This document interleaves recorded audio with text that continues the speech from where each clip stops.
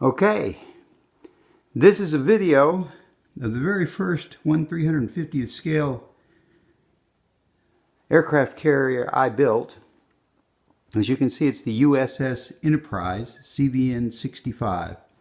I've done a number of videos, and how I didn't get my Enterprise out in doing all that, I don't know.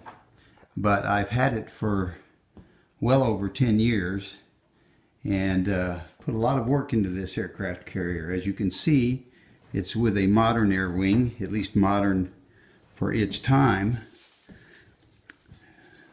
The Enterprise was the first nuclear carrier. It ran on 8 nuclear reactors. It was very expensive to operate from a nuclear standpoint, but it did operate, and it operated for a long time. It was launched in September of 1960, commissioned in October of 1961, and decommissioned in December of 2012.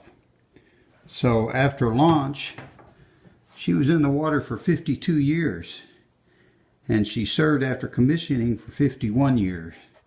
She truly was the grand old lady of the sea, and was an appropriate and very famous follow-on to the earlier USS Enterprise CV6 of World War II, which is the most, or was the most decorated ship in United States history throughout all of World War II.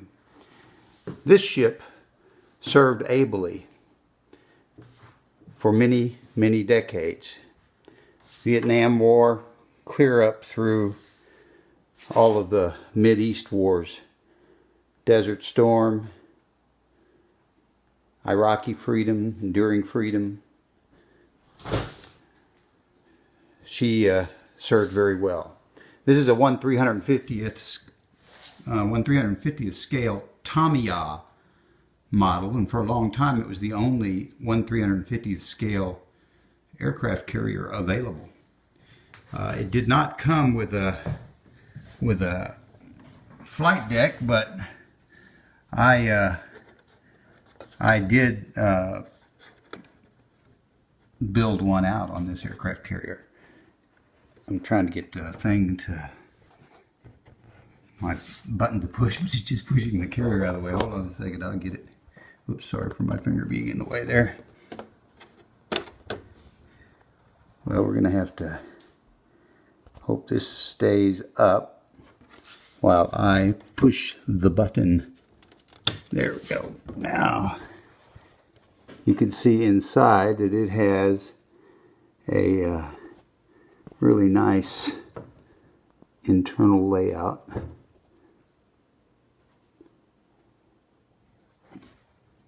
The battery is weak on this model, and on this side you get to see the Hormuz Highway Patrol, they call it. They painted on there, and you can see the internals of my flight deck.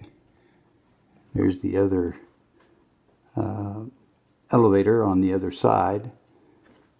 So this aircraft carrier is set up with a full air wing, and she is now decommissioned, but I've got her still as a carrier, and she's very good to look at.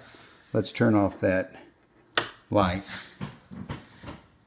That was a nice build for its time.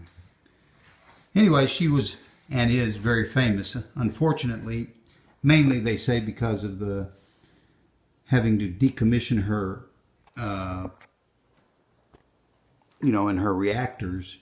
There was no attempt to make her a museum ship. See the F-18s all over the place there.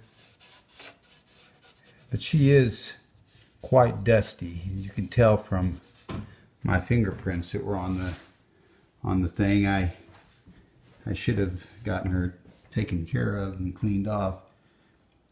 I did get all of the sponsons necessary There's the model comes with built for a good while ago, but I got the not only the ESSM launchers, but we also got, you know, the phalanx there, and back here on the end we've got another phalanx on the aft sponson there, and another ESSM launcher, well, Sea Sparrow. Originally those were just regular Sea Sparrows that she launched. I built this before that she had put on the some of her other armament. Right now there's a sponson, well, it's not now, but in the last part of her life she also had a Sea Ram launcher back here on the tail. We did get the phalanx there next to the island, and she's pretty well protected from a self-protection standpoint. Also, this model, you can't really tell it, and one of the things I really am sorry about is not putting a light on the inside, because I built out the inside of the carrier's island, and I have the men in there and everything. If I had a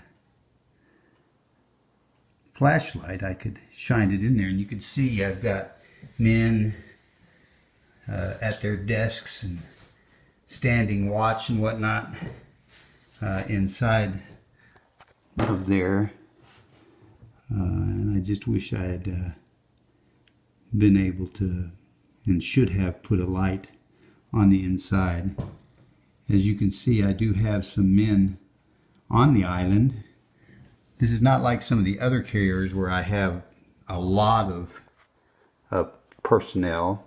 If you get a chance to look at my new USS Enterprise CVN 80, which is a Ford class. This ship was decommissioned after the first Ford class, the USS Ford, was commissioned. The third Ford class is going to be CVN 80, the USS Enterprise.